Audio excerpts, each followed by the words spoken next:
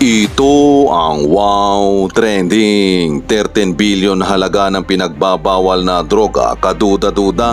Ito ay matapos na makuha ang background ng driver na nirentahan ng 6,000 pesos para dalhin ang mahigit na 2 tons ng shab-shab. Pero hindi daw niya alam na shab-shab pala ang ikinarga sa kanyang van. Dito, napag-alaman na sa kanyang background ay isa pala siyang ex-US Army at hindi lang siya ang Army sa kanyang pamilya dahil halos lahat ng mga lalaki sa kanila ay Army. Duda nga ang mga netizen dito dahil umalis daw ito sa Army at naging CrossFit trainer. At itago na lang natin sa pangalan na si Ahalon Michael Zarate. At sa halagang 6,000 pesos, nag-drive si Michael Zarate papunta sa checkpoint ng Batangas na ayon pa sa team leader na regular daw silang nagsasagawa ng checkpoint doon. Halimbawa, ex-army ka, US Army pa, may dala kang 2 tons na illegal na shab-shab, sigurado naman ay pagpaplanuhan mo ng maigi, malaman mo saan ang checkpoint, anong oras ang change shift, meal break, etc. Kasi ang laki ng kargada mo, kailangan mong maitawid ng walang sablay. Bakit parang door-to-door delivery ang nangyari? Sinabi din ng driver na si Michael na may kasama siyang convoy, pero ang tanong, wala bang CCTV sa lugar para makita kung saan pumunta ang convoy? At pati nga ang team leader sa kanyang interview sa media kasama si Marcos Jr. parang kinakabahan ito at parang takot na takot magsalita. At pansinin ninyo si Marcos Jr. grabe ang bilis ng kanyang paghinga habang nagsasalita ang team leader. Ayon pa nga sa mga netizen na ito daw ay ihahabol ni Marcos Jr. sa kanyang sona. Ito ang komento ng mga netizen, yung maawa ka na sana sa driver kasi inexpect mo na medyo mahirap sa buhay at kumapit sa patalim para makaraos sa buhay, pero sa itsurang yan alam na this. Hindi naman to tanga siguro na 2 tons of shop nakita niya tapos gusto niyang ipahamak ang sarili niya sa 6,000 pesos. Lahat gusto pang idaan sa checkpoint. Hahaha, malakas talaga kaya walang kasama sa pagkarga. May something drama talaga kahit pulis na nakahuli. Bakit dinidiktahan kung ano ang sasabihin? US Army tapos naging driver for 6K. Ano yan, hampas lupang Amerikano? Don't me. Pansin ko lang, kada bagong administrasyon ay may nahuhuling malaking worth ng shabu. Dalawa yan, may ipapalusot sila na mas malaki, tapos malaki din ang bayad sa protektor na general na magre-retire na, pabaon system. Pangalawa, promotion para sa mga sumusunod na protektor ng droga. Hinabol ni Bangag ang SONA para may masabi na accomplishment, kaso yung mga artist ni Bangag ay kulang sa ensayo at yung direktor ay bangag din. Huli, may magdadrama ng mga bangag. Bakit walang nagtatanong kung saan i-deliver at kanino niya i-deliver? Di sana nahuli din nila kung talagang gusto nilang mahuli for the show. Nga sana di pinlano at inalam kung sino ang tatanggap. Pero bago muna yan, mga kababayan, di ba kahapon na ibinalita natin sa inyo na may nahuli, okay, random na sasakyan na kung saan may pulburo o may shabu-shabu na nahuli doon na worth, ang sabi ng sa mga reports, 13.3, ang nakarating sa atin na information from PDEA, Puting Ahas, PNP Puting Ahas, lahat ng mga puting ahas ko, it's close to 14 billion pesos ang worth nito. So, ngayon, I think 30 minutes ago, ay nagpakitang gilas si Kuting. Okay? Oh, ano ba may mga pinagsasabihin tong Jotang Genemes na to, okay? Aba, okay? Demo, nagpakitang gilas siya. 37 minutes ago, in-inspeksyon ni Pangulong Kuting, okay? In-inspeksyon ni Bangag-Bangag Jr. sa Alitagtag, Batangas, ang pinakamalaking drug hole sa bansa kung saan nasabat ang halos 2 toneladang shabu-shabu na paborito din nila yan na nagkakahalaga daw ng 13.3 billion. Ayon sa kay Kuting, kasalukuyang iniimbestigahan ang pinagmulan ng paborito nilang illegal na pulburon. Okay? At patuloy lamang ang holistic approach ng pamahalaan kontra shab-shab na nakasentro daw sa public health at pagtugis sa mga malalaking sindikato sa bansa. Ito'y kabudulan ito mga kababayan. So, then 13 minutes ago, siyempre pakitang gilas, under presidential communication, okay, Kuting Jr. or Kuting drug war approach nets biggest drug hole in Philippines without shedding blood or losing lives, sabi niya. Wow, yung kanya daw pulboronic war ay talagang less bloody, chuchuchuchong gano'n, at walang bumubuwis ng buhay. Sabi ko nga, paano magbubuwis ng buhay yan? Kasabwat niya yung mga jutang ginimis na yan. Kasabwat na si Sayarot. Tuloy natin. Sabi dito, over 2 tons of shab-shab with an estimated market value of 13.3 billion were seized on April 15, which is kahapon, by the PNP at a checkpoint in Barangay Pinagcrusan, Alitagtag, Batangas. Sabi dito, it was the biggest drug. Sabi ni Ma'am Kuting, ito daw ang pinakamalaking drug hole sa history. Philippine history. Check nyo kung totoo pinagsasabi nito. Alright? Without shedding blood. Okay? Ngayon sabi niya, walang natsugi, walang nagputukan, walang nasaktan, basta't sabi niya, inoperate natin ng dahan-dahan. Yun naman dapat ang approach. Ulol! Okay? Julol! Baka naman, chuba-chuchu lang kasi, mamaya ako nasasabihin kasi may nakarating sa atin information. Pagpatuloy muna natin. Sabi niya, this is the biggest shipment of shab-shab na nahuli natin but not one person died. O yun nga, walang namatay, naputukan, chuchu-chuchu. Ano pa sinabi dito?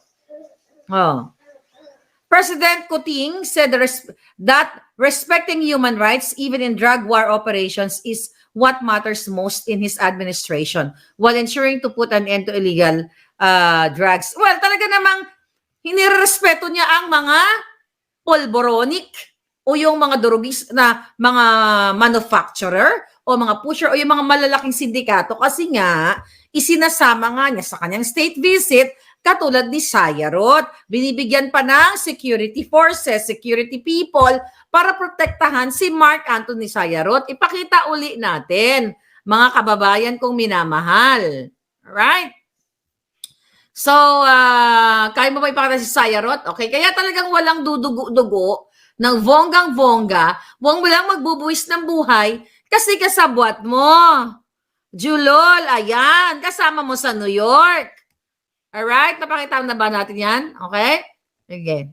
Tayo natin sa kabila. Ayan, good, thank you. So ngayon, ayan. So nakita niyo, wala talagang magbubuwis ng buhay. Di ba? Huwag kang etos-etos ha. Hindi pa ako tapos sa kalokohan mo dito, Kuting. Talisin na natin.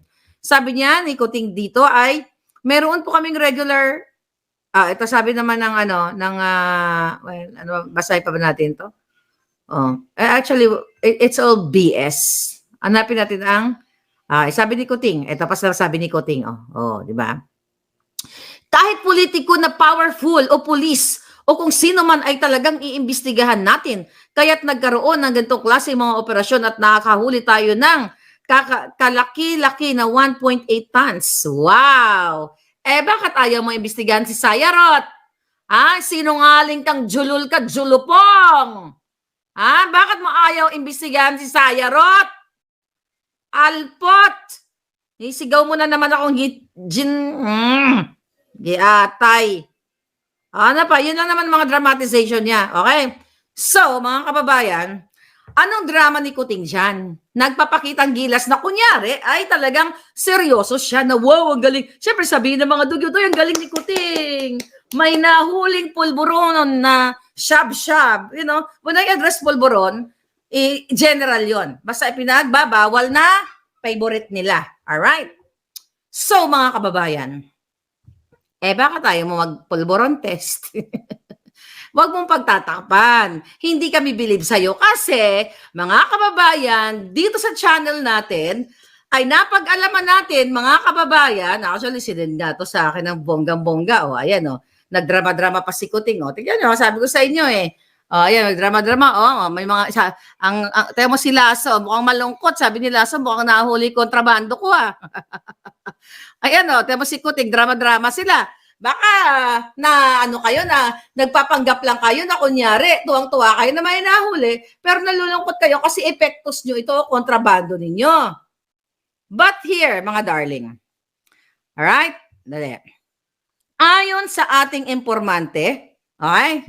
Ito ha, ayon sa ating mga nandoon mismo na naka-witness doon sa pulburon o shab-shab na ipinresent nila na worth 13.3 billion, ay maitim daw at yellowish na yung mga nasabat. For the first time in my entire life, ngayon ko lang nalaman na ang mga pulburon pala o yung shab-shab na nahuli, may mga klase-klase pala yan. Kumbaga may pang sosyal, may pang dugyot. Kasi sabi dito, Miss Maharlika, yung pinresent nila, yung nahuli nila, maitim na at yellowish yung mga nasabat. Ibig sabihin, is reject na at hindi na po yan marketable ng mga sindikatong Chinese. Pinahuli yan para accomplishment, diversion po yan sa kampo ni Kuting. Napakalala. Nakita po namin ang quality ng shab-shab. Kaya ang tanong ko sa kanya, sabi ko, ha? May ganun pala. Naloka talaga ako. Hindi ko alam na ang itong mga illegal na mag-comment ka dyan. Baka may alam kayo na maybe you are from PIDEA before or police. Di ko naman sinasabi na pag nag-comment kayo, meron kayong nagsinghot kayo. Tapos ngayon, sabi ko nga, wow, choosy. So yung mga gumagamit daw kapag yellowish or black, o parang bigas, no? Yung pinamahagi sa mga mahirap, yung mga mababahong galing sa NFA na pinabulok muna bago ibigay. Parang ganito pala yung counterpart. Yung ipinagbabawal na pulburon, may mga ganun pala. Kaya yung mga sosyalin na mga judictus, benedictus na mga addictus, judictus, benedictus na mga addictus, ay ayaw nilang i-consume yung ganyang klaseng pulburon. Kasi daw, mababang uri. So again, sa mundo ng mga sindikato, hindi daw po yan marketable yung ipinakitang drama-drama na accomplishment ni Kuting. Diyan ngayon, few hours ago, nagpakitang gila siya. Kaya nga sabi ko, may ganun pala. Sabi ng ating informer na nandoon yung informer ko. Nasa likod mo lang, Kuting, si Lasso. Ayan, gurgurin mo. Sabi niya, syempre nagbabayad ng pera yung mga jodik. Sabi niya, syempre choosy yan. Pag pangit ang item, isinasauli yan sa tulak. Oh my God, sabi ko, may ganun pala. I don't know, kasi hindi naman ako nagpulburon eh. Diba? Si Kuting dapat ang nakakaalam niya. Hindi naman ako nagsashab. Tapos ngayon, anong ibig sabihin? Binubudol na naman kayo. Picture there, here. Kunyari si Kuting porma-porma na wala siyang sinasanto, walang bloodshed.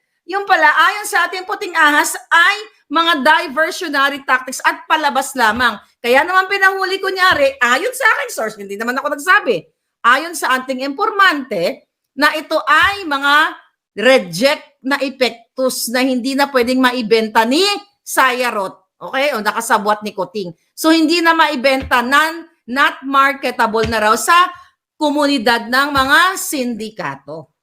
See? Naloko na naman kayo. Kung wala na naman si Maharlika dito, di nagpapaniwala na naman kayo mga hitad. Ngayon, na-scam na naman ang bayan. Tapos ang sabi pa nga ni Abalos, yung nasabat daw nila, walang labis, walang kulang. Di ba? Kompleto daw, wala daw walang pumitik. Paano nga daw pala pipitikin? Hindi na nga daw mabenta yan. Bakit, ang question ko, bakit ito'y reject? Di ba? Almost 14 billion. Bakit nabulok? Bakit na-reject? Baka naman ito ay luma na, tapos possibly na itinanim yung truck na yon kasi kagahapon sabi sa atin na ito ay randomly dumaan yung truck, na-checkpoint siya, din aligagalang yung driver, kaya tinignan yung kanyang mga epektos, mga kontrabando. So I was thinking right now na possibly talagang itinanim itong mga epektos na hindi na mabenta para sabihin na si Kuting ay bonggang-bongga, nakahuli siya, di ba? Sabi niya nga doon sa speech niya, historic daw ito. But we have to search or research kung yung lumabas ba sa kaskas sa bunganga niya ay talaga bang historical. Well, it's historical kasi kung titignan natin yung aspeto na hindi na nga siya marketable, so historical na nakahuli sila ng almost 14 billion worth of shab-shab, tapos hindi na maibenta. Historical nga. Di ba?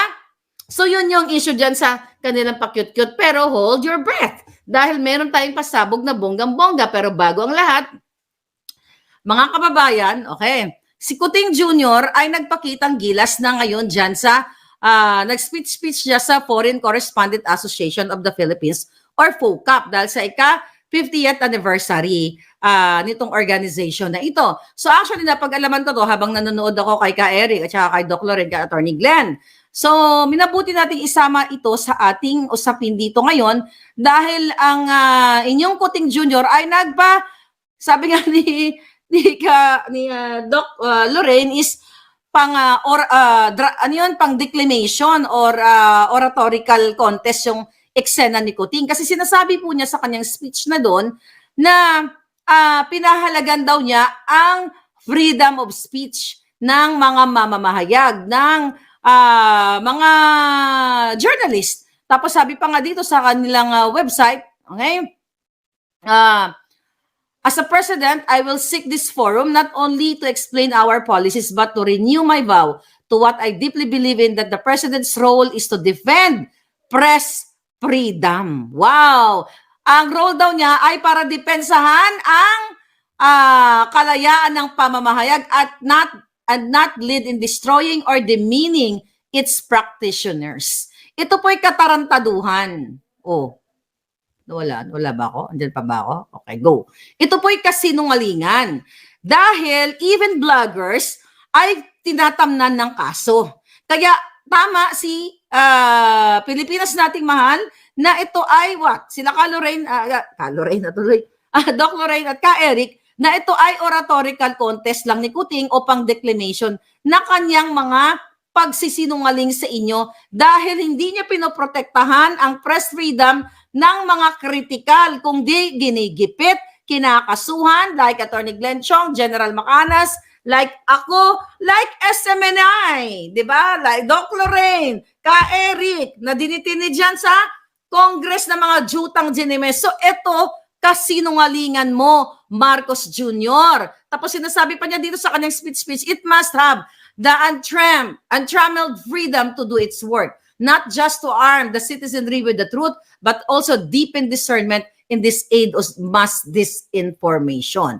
In fact, there has been hallmark of FOCAP's relationship with the president and the government for this half century. Not compromising your principles has allowed you to live up the public trust in a manner that is fair, that nuanced, balanced, but critical. So ngayon mga palangga, itong mga kajutahan itong kajutahan ng gobyernong ito na kunyari ay protektado niya ang press freedom, okay? Ang kalayaan ng mga tao, ang pagpapahayag, at dapat daw igalang, at dapat daw ito'y pangalagaan ang mga kapakanan ng ating, ng mga press. At ang kanyang administrasyon daw ay talagang namamagitan at talagang ginagawa ang tama para mayroong kalayaan itong mga mamamahayag na ito. It's bullshit. It's budol, mga palangga. It's budol itong administrasyon na ito dahil ang katotohanan dito ay what? Binubusalan ang ating bibig. Itong mga ginayupak na mga even foreign correspondent na miyembro nitong FOCAP, okay? Etong mga local media, hindi nga inulat ang nangyari sa, hindi nila sinabi na ganito kadami yung tao na almost 80 to 100,000 ang pumunta doon sa Davao del Norte. Ito ba ang malayang pamamahayag?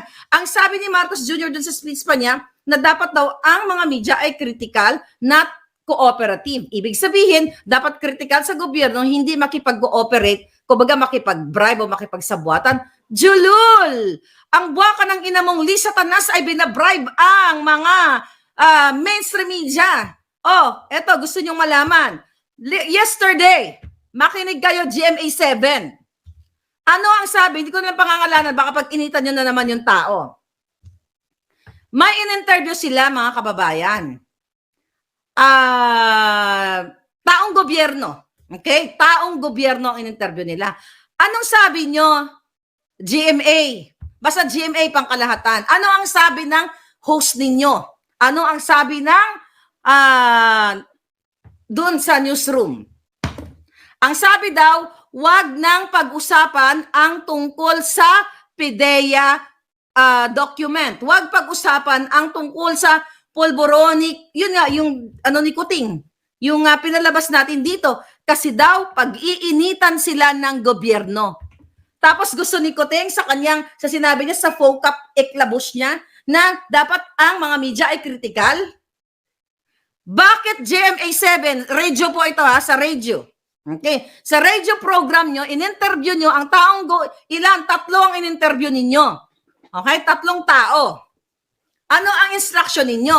Huwag pag-usapan ang issue sa PIDEA na kumakalat sa social media tungkol sa dapat na i-raid si Kuting. Bakit Marcos Jr. takot itong GMA7? No wonder ang interview ni Ivan Merina dito kay Attorney Vic, kakapost ko lang dyan, kakashare ko lang,